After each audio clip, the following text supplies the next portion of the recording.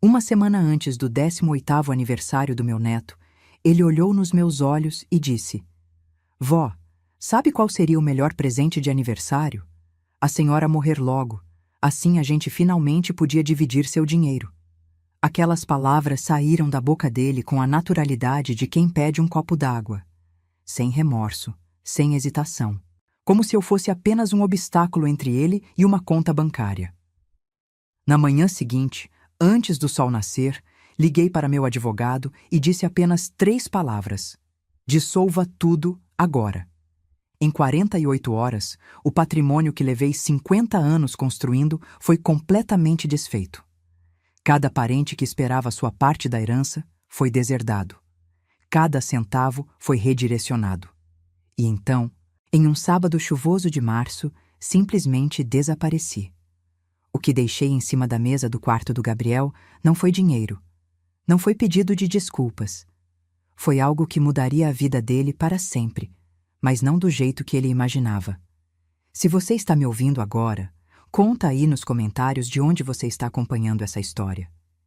E se é sua primeira vez aqui, se inscreve no canal porque aqui a gente compartilha histórias reais de pessoas reais, daquelas que a vida escreve e a gente mal acredita que aconteceram. Fica comigo até o final dessa, porque você vai querer saber cada detalhe do que aconteceu. Meu nome é Helena, tenho 64 anos e passei as últimas 5 décadas da minha vida construindo um império em cima de sacrifícios que ninguém nunca viu. Meu marido, o Alfredo, morreu quando nosso filho Rodrigo tinha apenas 7 anos. Foi um aneurisma cerebral, do nada, uma terça-feira comum que virou o dia em que minha vida se partiu ao meio. Fiquei viúva aos 32 anos, com uma criança pequena, 2 quitandas modestas na zona leste de São Paulo e uma dívida que parecia maior que o Cristo Redentor. Naquela época, mulher sozinha nos negócios era vista com desconfiança. Os fornecedores queriam pagamento adiantado porque achavam que eu ia quebrar. Os funcionários pediam demissão, achando que não ia ter dinheiro para o salário do mês seguinte. Mas eu tinha uma teimosia dentro de mim que era maior que qualquer medo. Acordava às 4 da manhã para ir ao CEAGESP buscar mercadoria. Trabalhava até às 10 da noite fechando caixa, fazendo inventário, limpando o chão das lojas. O Rodrigo cresceu entre caixas de tomate e sacas de arroz. Fazia lição de casa no depósito enquanto eu atendia clientes. Jantava a marmita fria porque eu não tinha tempo de esquentar. Nos finais de semana, quando outras mães levavam os filhos para passear no parque, eu levava o Rodrigo para conferir estoque. Ele reclamava, claro, mas eu sempre dizia: Filho, isso aqui é nosso futuro. É para você que eu estou fazendo tudo isso. E era verdade. Cada centavo que eu economizava, cada hora extra que eu trabalhava, era pensando em dar para o meu menino uma vida que eu nunca tive. Com o tempo, as 2 quitandas viraram 4. Depois viraram um pequeno supermercado. Depois 2. Investi em imóveis. Comprei pontos comerciais, aluguei para outras pessoas. Aos 50 anos, eu tinha 17 propriedades espalhadas pela cidade. Não porque eu era gananciosa, mas porque eu tinha pavor de voltar a passar necessidade. Lembrava do gosto de miséria da minha infância no interior da Bahia, quando comia farinha com rapadura porque não tinha mais nada. Jurei para mim mesma que meu filho nunca ia sentir esse gosto na boca. O Rodrigo se formou em administração em uma universidade particular boa, que eu paguei do próprio bolso. Conheceu a Patrícia na formatura. Uma moça bonita, de família bem estruturada de Moema. Casei eles aqui na igreja do bairro mesmo, mas a festa foi em um buffet chique que custou o que eu ganhava em 6 meses de trabalho antigamente. Não me importei. Meu filho merecia. Quando o Gabriel nasceu, eu achei que meu coração ia explodir de tão cheio. Meu primeiro neto, a continuação da nossa família. Peguei aquele bebê nos braços e prometi que ele nunca ia passar pelo que eu passei. Nos primeiros anos, eu era a avó presente. Buscava o Gabriel na escola quando a Patrícia tinha compromissos. Levava para tomar sorvete na pracinha. Enchia de presente todo aniversário, todo Natal, todo Dia das Crianças. O Rodrigo e a Patrícia foram morar em um apartamento que eu comprei para eles em Perdizes, 3 quartos, 2 vagas, condomínio com piscina. Eu disse que era empréstimo, mas no fundo já sabia que nunca ia cobrar de volta. Era meu jeito de cuidar deles. Paguei escola particular para o Gabriel desde o maternal.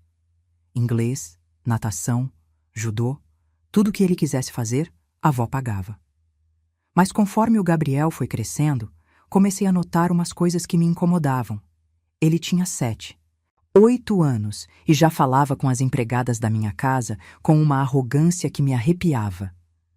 Um dia, a dona Neuza, que trabalhava comigo há 15 anos, trouxe o lanche dele 5 minutos atrasado e ele gritou: "Você é uma incompetente. Minha avó deveria te despedir." Chamei atenção na hora. Mas a Patrícia interferiu, dizendo que eu estava mimando demais as funcionárias e que o menino tinha razão de cobrar eficiência. Eficiência. Um moleque de 8 anos cobrando eficiência. Tentei conversar com o Rodrigo, mas ele sempre relevava. "Mãe, é só fase de criança. Ele vai aprender." Só que não aprendia. Aos 12 anos, o Gabriel quebrou de propósito o celular que eu tinha dado para ele apenas 3 meses antes porque queria o modelo mais novo. Jogou o aparelho no chão e pisou em cima, me olhando nos olhos, testando para ver se eu ia ceder. E eu, como uma boba, comprei o celular novo. A Patrícia ainda deu risada e disse: "Ah, Helena, você estraga muito esse menino. Mas fazer o quê, né? Vó é assim mesmo." Aos 15 anos, o Gabriel bateu o carro que eu tinha comprado para o Rodrigo.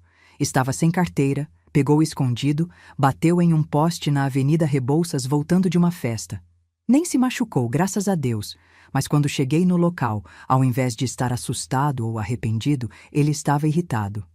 "Vó, resolve isso aí. Chama seu advogado, paga logo a multa e compra outro carro." Como se fosse uma questão de trocar de roupa. Aquilo me doeu mais que o prejuízo do carro, mas o Rodrigo sempre pedia: "Mãe, pelo amor de Deus, não briga com ele. Ele está em uma fase difícil. Adolescente é assim mesmo." E eu, porque amava meu filho e meu neto mais que a mim mesma, engolia seco e deixava passar. Comecei a perceber que nas reuniões de família, as conversas sempre giravam em torno de dinheiro. Quanto eu tinha ganhado com os aluguéis daquele mês? Quanto valia o apartamento que eu tinha comprado em Pinheiros? Se era verdade que eu tinha investido em ações? Quando eu venderiam as propriedades? Era sempre sobre o patrimônio, nunca sobre como eu estava me sentindo. Uma vez, no Natal, a família toda reunida na minha casa em Santana, eu estava contando sobre uma dor que estava sentindo no joelho, que o médico tinha pedido uns exames. A Patrícia estava no celular e nem levantou os olhos para perguntar se eu estava bem. Mas quando eu comentei, sem querer, que tinha recusado uma oferta de 3 milhões de reais por um prédio comercial no Tatuapé, todo mundo parou o que estava fazendo e olhou para mim. 3 milhões?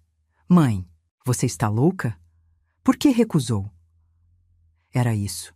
Minha saúde não importava, mas cada centavo meu era assunto de interesse geral. O Gabriel estava cada vez mais distante, mais frio. Ele ia na minha casa apenas quando precisava de dinheiro. Aparecia com aquela cara de paisagem, me dava um beijo rápido na bochecha e logo vinha o pedido. Vó, meu notebook pifou, preciso de um novo para a escola. Vó, vou viajar com os amigos para o Guarujá, você pode me dar uma grana? Vó, quero fazer um curso de férias em Dublin, só $5.000. E eu, feito uma idiota apaixonada, sempre dava, sempre cedia, sempre dizia sim. Até que veio aquela conversa que mudou absolutamente tudo. Foi em um domingo, dia 23 de fevereiro desse ano. O Gabriel ia fazer 18 anos no dia 2 de março. Ele tinha vindo em casa porque a Patrícia tinha pedido para eu dar o dinheiro da festa direto para ele mesmo organizar do jeito que quisesse. Sentamos na varanda, eu servi um suco de laranja natural que tinha acabado de fazer e comecei a falar sobre a festa, sobre os planos dele para a faculdade, sobre o futuro. Ele estava mexendo no celular, mal me olhando. Então eu perguntei: Gabriel, o que você quer de presente de aniversário? Dessa vez é especial seus 18 anos. Pode me dizer que a avó faz o possível para realizar. Ele largou o celular devagar, olhou para mim com aqueles olhos frios que eu não reconhecia mais e disse com a voz mais calma do mundo: Vó, Quer saber mesmo o que eu quero?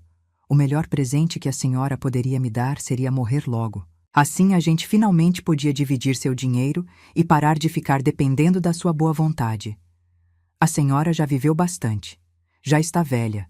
Já deu o que tinha que dar. Senti como se tivessem arrancado o chão debaixo dos meus pés. Fiquei olhando para aquele menino que eu vi nascer, que eu embalei no colo, que eu criei como se fosse meu próprio filho, e não conseguia processar o que tinha acabado de ouvir. Gabriel, você está falando sério? Ele deu de ombros. Estou, é a verdade. O pessoal lá de casa vive comentando que a senhora segura o dinheiro, que não ajuda como deveria, que fica controlando tudo. Se a senhora morresse, ia simplificar a vida de todo mundo. Além do mais, pessoas da sua idade morrem todo dia. É o ciclo da vida. Pessoas da minha idade. Eu tinha 64 anos. Estava saudável, ativa, trabalhando todos os dias. E meu neto, o menino que eu ajudei a criar, estava ali, na minha cara, me dizendo que minha morte seria conveniente para os planos financeiros dele.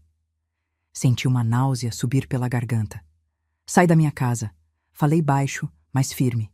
Ele levantou, pegou a mochila e, antes de sair, ainda disse: Vó, não precisa ficar dramática. Eu só fui honesto. A senhora sempre diz que honestidade é importante. Quando a porta fechou atrás dele, desabei no sofá e chorei. Chorei por horas. Chorei pelos 50 anos de sacrifício. Chorei pelas madrugadas que não dormi para construir um patrimônio pensando em deixar para eles. Chorei pela inocência perdida de acreditar que amor de família era incondicional. Mas no meio das lágrimas, alguma coisa dentro de mim começou a mudar. Não era mais tristeza, era clareza. Passei a noite em claro. Enquanto todo mundo dormia tranquilo, eu estava na sala, com uma xícara de café já frio na mão, pensando em cada detalhe da minha vida. Revivia mentalmente todas as vezes que abri mão dos meus sonhos pelos sonhos dos outros. Todas as vezes que engoli desaforo calada. Todas as vezes que fui tratada como cofre ambulante ao invés de pessoa. E quanto mais eu pensava, mais eu enxergava o óbvio que estava na minha frente há anos. Eles não me amavam. Eles amavam meu dinheiro. O Rodrigo ligou na segunda-feira de manhã, como sempre ligava, para pedir que eu transferisse o dinheiro da festa do Gabriel. 15 mil reais para um buffet, DJ, bebida liberada, tudo para ele comemorar com os amiguinhos. Eu disse que ia resolver. Desliguei o telefone e liguei para outro número. Doutor Fernando, sou a Helena. Preciso marcar uma reunião urgente, hoje, se possível. Tenho decisões importantes para tomar. O doutor Fernando era meu advogado há mais de 20 anos. Um homem sério, competente, que cuidava de todos os meus negócios e documentos. Ele me atendeu às 3 da tarde no escritório dele, na Avenida Paulista. Quando entrei na sala, ele percebeu que alguma coisa estava diferente. Dona Helena, a senhora está bem. Sentei na cadeira de frente para a mesa dele e falei com uma calma que eu mesma não sabia que tinha. Fernando, vou fazer mudanças no meu testamento. Mudanças grandes. E preciso que tudo seja feito com absoluto sigilo e a maior rapidez possível. Expliquei para ele, com detalhes, tudo o que estava acontecendo. As frases do Gabriel, o desinteresse da família, a sensação de ser apenas uma fonte de recursos. Ele me ouviu em silêncio e, quando terminei, suspirou fundo. Dona Helena, a senhora tem certeza? São decisões drásticas. Olhei nos olhos dele e respondi: Tenho 64 anos, Fernando. Passei mais tempo trabalhando para os outros do que vivendo para mim. Pela primeira vez na vida, vou tomar uma decisão pensando em mim. Então sim, tenho certeza absoluta. Passei os 3 dias seguintes em reuniões. Com o Fernando, com minha contadora, com gerentes de banco. Cada conversa era uma peça do quebra-cabeça que eu estava montando. E o mais interessante é que ninguém da minha família percebeu nada. Continuavam me tratando com aquela indiferença educada de sempre. A Patrícia ligou uma vez para perguntar se eu ia ajudar eles a trocar o carro. O Rodrigo passou em casa para buscar um cheque que tinha pedido na semana anterior. O Gabriel mandou mensagem perguntando se o dinheiro da festa já tinha caído na conta dele. Eu respondia tudo com calma. Pode deixar, Patrícia. Vou ver isso. Está aqui, filho. Passa para pegar. Já resolvi, Gabriel. Fica tranquilo. Por fora, eu era a mesma Helena de sempre. Por dentro, eu estava reescrevendo toda a minha história. Na quinta-feira, finalizamos todos os documentos. O Dr. Fernando me entregou uma pasta grossa com tudo assinado, reconhecido, registrado. Está feito, dona Helena. A partir de agora, juridicamente tudo mudou. Peguei aquela pasta, agradeci e saí do escritório sentindo uma coisa que não sentia há décadas: liberdade. Não a liberdade de fazer o que eu quisesse com meu dinheiro, isso eu sempre tive. Mas a liberdade de não dever mais nada para ninguém. De não ter que carregar expectativas que não eram minhas. De poder finalmente viver. Na sexta-feira, véspera do aniversário do Gabriel, fui ao shopping. Comprei uma mala grande, roupas novas, um notebook novo para mim, sapatos confortáveis. Passei no salão e fiz cabelo e unhas. A manicure comentou: Dona Helena, a senhora está diferente hoje, mais leve. Sorri para ela. Estou renascendo. Cheguei em casa no final da tarde e comecei a arrumar minhas coisas. Separei documentos importantes, roupas que realmente usava, fotos antigas que tinham valor sentimental. Deixei para trás tudo que era excesso. Quanto menos peso, melhor. A dona Neuza, minha empregada, ficou preocupada quando viu a mala. Dona Helena, a senhora vai viajar? Abracei ela com carinho genuíno e disse: Vou, Neuza, vou para bem longe. E olha, dentro daquele envelope em cima da geladeira tem uma coisa para você. É seu. Você merece. Dentro do envelope tinha R$60.000 e uma carta agradecendo pelos 15 anos de serviços leais. A Neuza sempre foi mais família para mim do que meu próprio sangue. Quando fui dormir, sentei na sala mais uma vez. A casa estava silenciosa. Olhei ao redor, para os móveis que eu comprei, para os quadros que eu escolhi, para cada pedacinho daquele lugar que foi meu por tanto tempo. Senti um aperto no peito, mas não de tristeza. Era saudade antecipada de uma versão minha que estava ficando para trás. Peguei uma folha de papel e uma caneta. Pensei bastante no que escrever. Não queria ser cruel, mas precisava ser clara. Finalmente escrevi: Gabriel, você disse que o melhor presente seria minha morte. Não vou te dar esse gosto, mas vou te dar algo melhor. A oportunidade de construir sua vida com suas próprias mãos, como eu construí a minha. Dentro deste envelope está a última coisa que você vai receber de mim. Use com sabedoria. Helena. Dentro do envelope, coloquei um único documento. Era uma cópia da escritura da primeira quitanda que abri, há mais de 40 anos.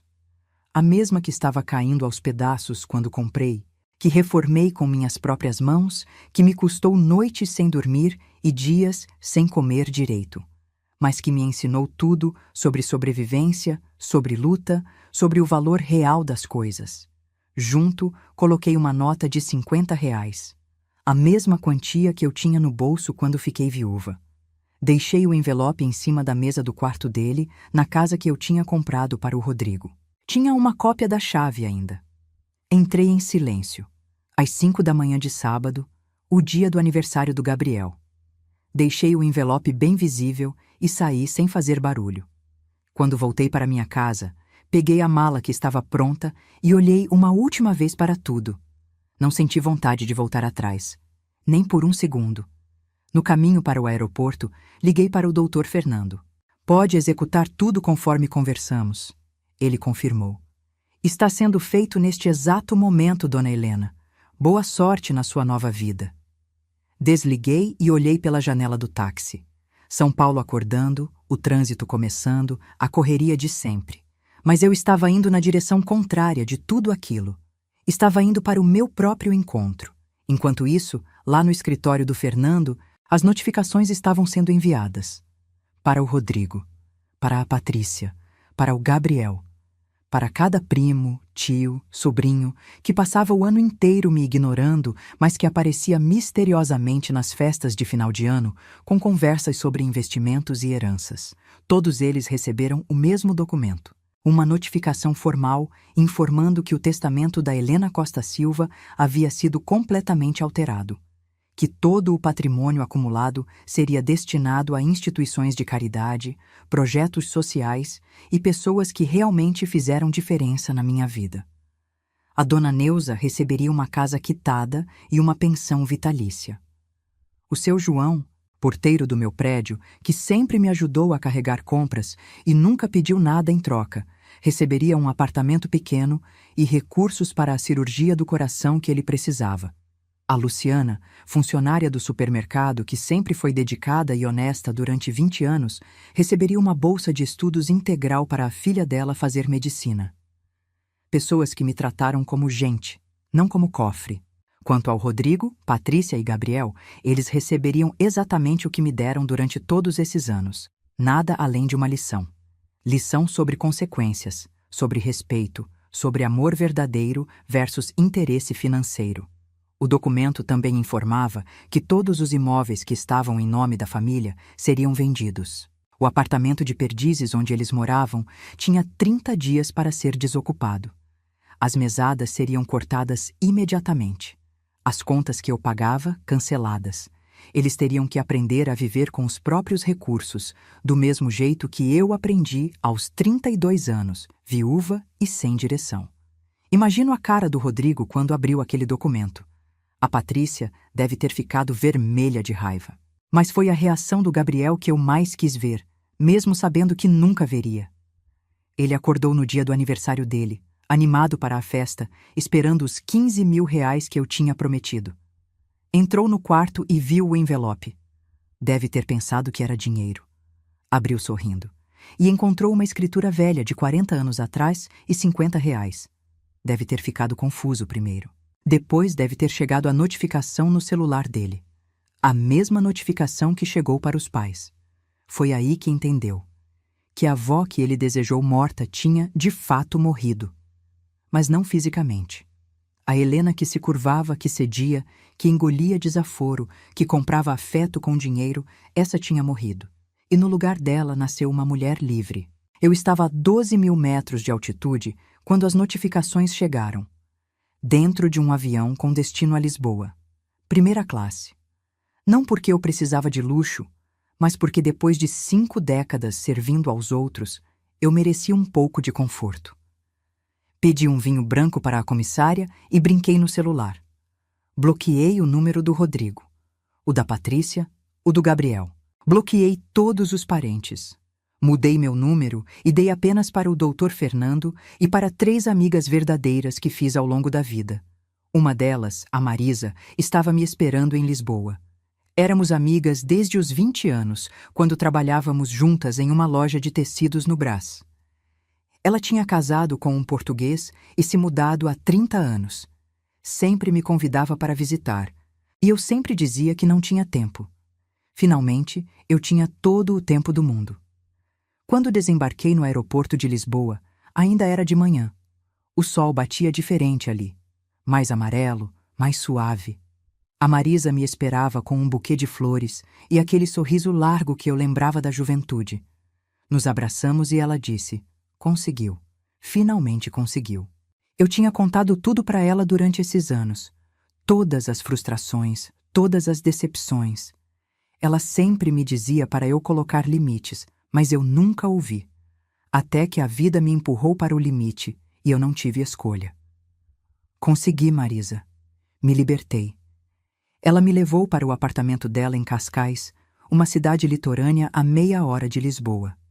Vista para o mar, varandinha cheia de flores, silêncio. Um silêncio que não era solidão, era paz. Fiquei na casa dela durante 3 semanas. Passeamos por Lisboa inteira. Comemos pastéis de nata em Belém. Andamos de bonde no Chiado. Assistimos fado ao vivo em uma casa pequena e apertada na Alfama. Conheci gente nova. Gente que não sabia nada sobre meu patrimônio, sobre minha história, sobre minha família. Gente que conversava comigo porque gostava de mim, da Helena, não da conta bancária dela.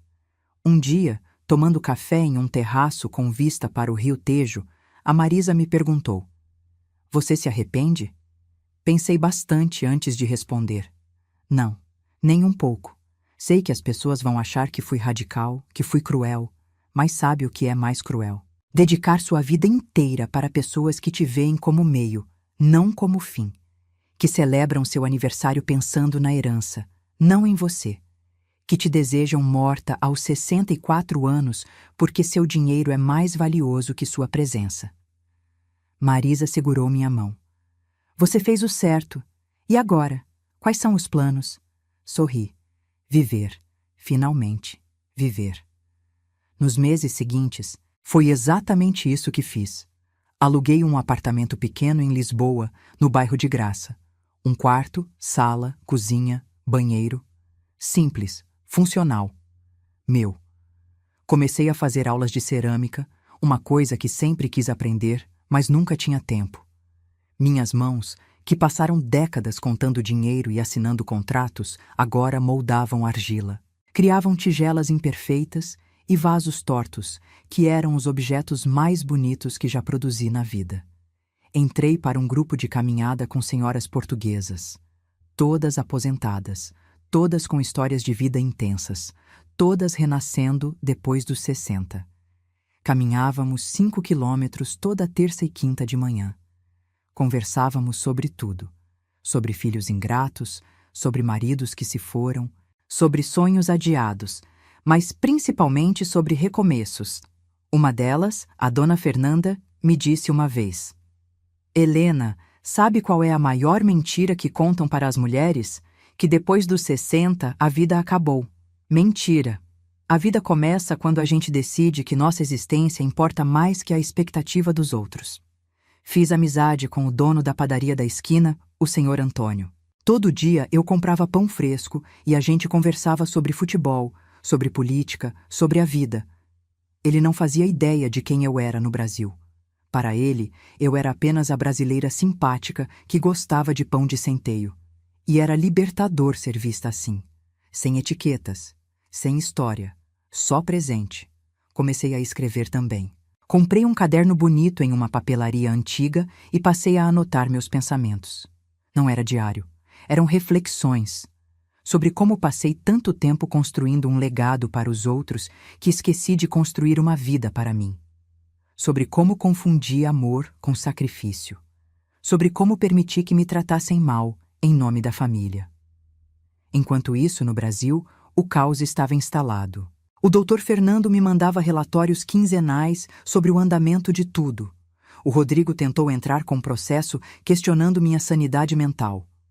Alegou que eu estava senil, manipulada, que não tinha capacidade de tomar decisões tão drásticas.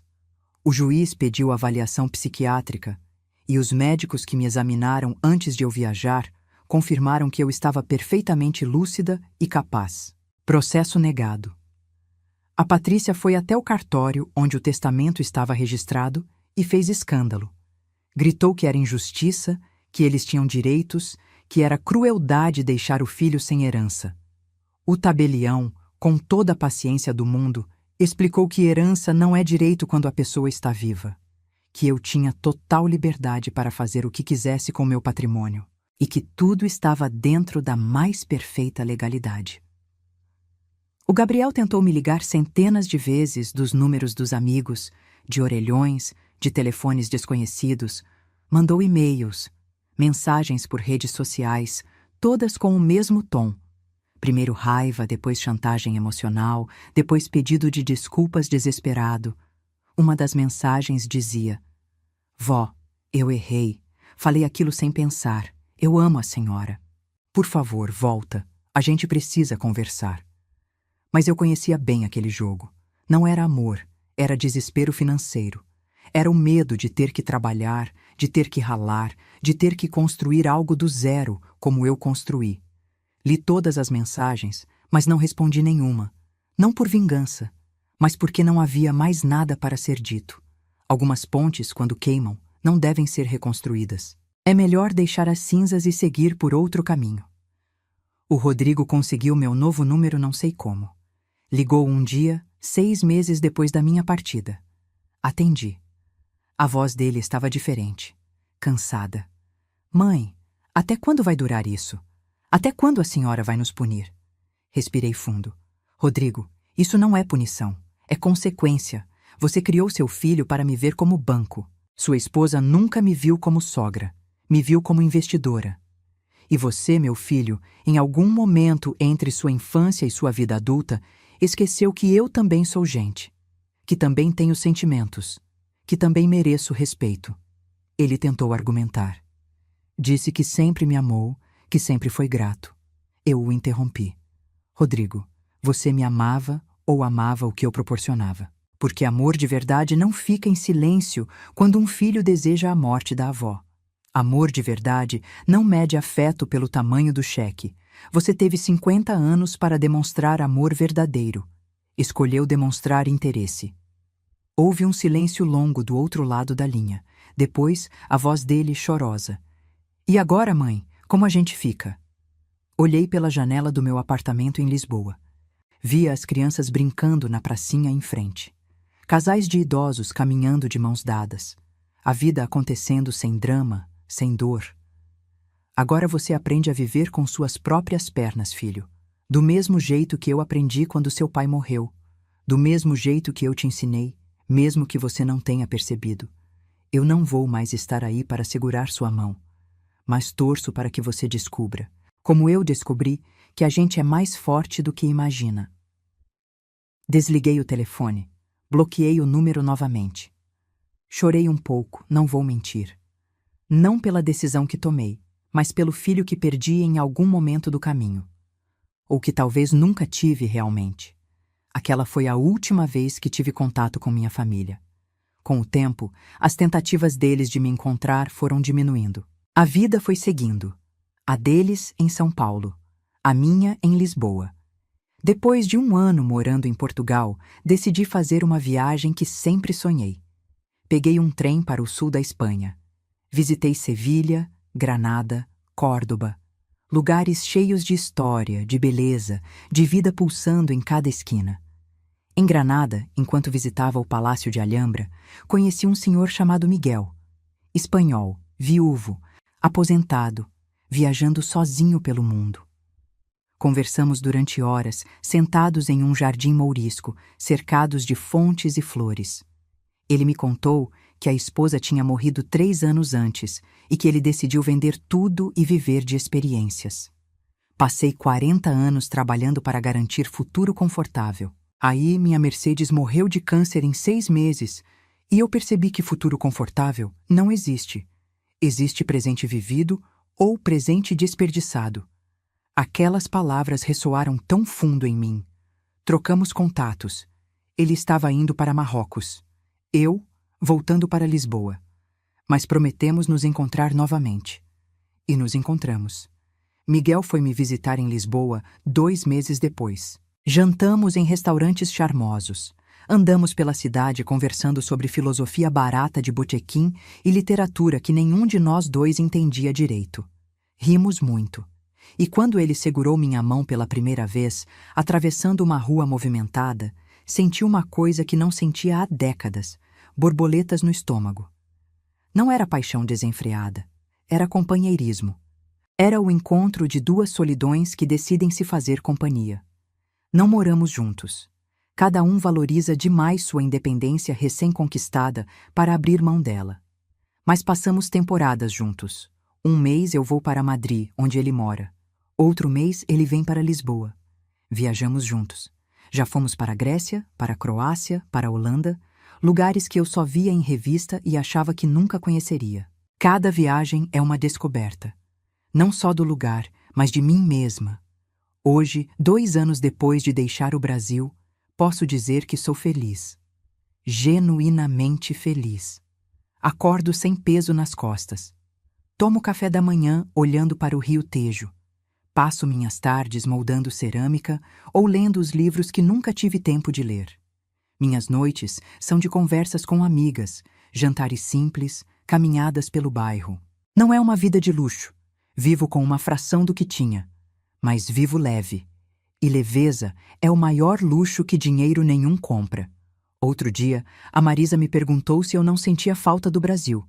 Pensei bastante. Sinto falta do país, do cheiro da chuva em São Paulo, do sotaque paulista, do pão de queijo quentinho. Mas não sinto falta da vida que eu tinha lá. Aquela Helena morreu. E foi a melhor morte da minha vida. Descobri que recomeçar depois dos 60 não só é possível, como é libertador. A sociedade quer que a gente acredite que essa fase da vida é de encolhimento, de fazer menos, de se preparar para o fim. Mentira. Pode ser fase de expansão, de fazer mais, de se preparar para novos começos. Aprendi que família não é só sangue, é escolha, é presença, é respeito mútuo. E que às vezes, para proteger nossa paz, precisamos nos afastar de quem deveria estar mais perto. Aprendi que dinheiro é instrumento, não termômetro de afeto.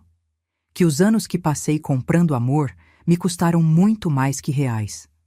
Me custaram autoestima, identidade, felicidade. Aprendi que nunca é tarde para dizer não, para colocar limites, para escolher a si mesma. O Dr. Fernando me mandou mensagem mês passado dizendo que a venda de todas as propriedades foi concluída. O dinheiro foi dividido conforme meu testamento determinou. Instituições de caridade já estão funcionando com os recursos. A dona Neuza se mudou para a casa nova e me mandou foto chorando de felicidade. O seu João fez a cirurgia e está recuperado. A filha da Luciana passou no vestibular de medicina. Meu dinheiro está, finalmente, fazendo diferença real na vida de pessoas que merecem. Quanto ao Rodrigo, Patrícia e Gabriel, soube por terceiros que estão morando em um apartamento alugado menor. O Rodrigo voltou a trabalhar, aceitou um emprego em uma empresa de logística. A Patrícia dá aulas de inglês particulares. O Gabriel trancou a faculdade de administração que eu pagava e está fazendo curso técnico enquanto trabalha em uma loja de eletrônicos. É exatamente a vida que eu vivi. Ralar para conquistar. E torço, genuinamente, para que essa experiência ensine a eles o valor das coisas. Não odeio minha família. Não desejo mal a eles. Apenas entendi que amar alguém não significa se anular. Que ser mãe e avó não significa ser capacho. Que respeito é via de mão dupla, e eu passei tempo demais em contramão. Às vezes, as pessoas que ouvem minha história me julgam. Dizem que fui radical, cruel, que abandonei meu próprio sangue. E eu entendo a perspectiva delas. Realmente, visto de fora, parece uma atitude extrema. Mas ninguém viveu os 50 anos que eu vivi. Ninguém engoliu as frases que eu engoli. Ninguém sentiu a dor de ser desejada morta pelo próprio neto. Então, para quem me julga, eu digo com tranquilidade: você não precisa entender minhas escolhas. Você não precisa aprovar minha jornada, porque essa vida agora é minha. E pela primeira vez em décadas, as decisões que tomo são baseadas no que eu quero, no que eu preciso, no que eu mereço. E isso, minha gente, não tem preço, tem apenas valor. Valor imensurável de olhar no espelho e reconhecer a pessoa refletida, de dormir com a consciência tranquila, de acordar animada para viver mais um dia. Se tem uma mensagem que quero deixar com essa história é: nunca é tarde para recomeçar. Nunca é tarde para escolher você. A vida não acaba aos 60, aos 70. Acaba quando você desiste de viver para agradar expectativas alheias e esquece de viver para atender suas próprias necessidades. Eu poderia ter ficado no Brasil, engolindo desaforo, comprando afeto, esperando migalhas de atenção. Poderia ter deixado tudo para uma família que me via como cofre. Poderia ter morrido sem ter vivido de verdade. Mas escolhi diferente. Escolhi morrer em vida para aquela versão minha que não me servia mais e renascer em uma versão que eu nem conhecia ainda. E foi assustador. E foi doloroso. Mas foi necessário. Hoje, aos 66 anos, moro em outro país. Tenho amigos novos, um companheiro que me respeita, hobbies que me enchem a alma, uma rotina que me traz paz. Não é a vida que planejei, é melhor, porque é autêntica. Então, minha querida pessoa que está me ouvindo agora, te pergunto: e você? Está vivendo a vida que quer ou a vida que esperam de você? Está feliz ou está conformada? Porque conformação não é destino, é escolha. E escolhas podem ser mudadas. Não importa a sua idade, não importa as suas circunstâncias. Sempre, sempre há uma porta de saída. Às vezes ela é estreita, às vezes dói atravessar. Mas do outro lado tem vida. Vida de verdade. Não estou dizendo para você fazer exatamente o que eu fiz. Cada história é única. Cada dor é diferente. Mas estou dizendo para você não aceitar migalhas quando merece banquete, para não trocar sua paz por aprovação alheia, para não sacrificar seus últimos anos em nome de pessoas que não valorizam seus primeiros passos. A vida é curta demais para ser vivida em função dos outros e longa demais para ser desperdiçada com quem não te valoriza. Eu deixei uma fortuna para trás, mas ganhei algo que dinheiro nenhum compra: minha dignidade de volta, meu tempo de volta, minha alegria de volta. E se pudesse voltar atrás, sabendo tudo o que sei hoje, tomaria a mesma decisão, sem hesitar, porque eu vali a pena, sempre vali. Só demorei 64 anos para entender isso. Espero que você não demore tanto quanto eu. E agora te pergunto, você que me acompanhou até aqui, o que você faria no meu lugar? Se estivesse na minha pele, ouvindo seu neto desejar sua morte, vendo sua dedicação ser tratada como obrigação, seu amor ser confundido com conta bancária, qual seria sua escolha? Conta aqui nos comentários. Quero saber sua opinião sincera. Você acha que exagerei? Que fui justa? Que faria igual ou diferente? E se essa história tocou você de alguma forma, se te fez refletir sobre sua própria vida, compartilha com alguém que precisa ouvir. Porque tem muita gente por aí vivendo em piloto automático, esquecendo que vida não é sobre acumular para os outros. É sobre viver para si mesmo. É sobre deixar legado, sim, mas não à custa da própria felicidade. Fica aqui comigo no canal. Toda semana tem histórias novas, reais, de pessoas que enfrentaram situações impossíveis e encontraram caminhos inesperados. Se inscreve, ativa o sininho, comenta, participa. Vamos construir uma comunidade de gente que escolhe viver, não apenas sobreviver. Um beijo no coração de cada um. E lembra, você merece ser feliz, sempre mereceu.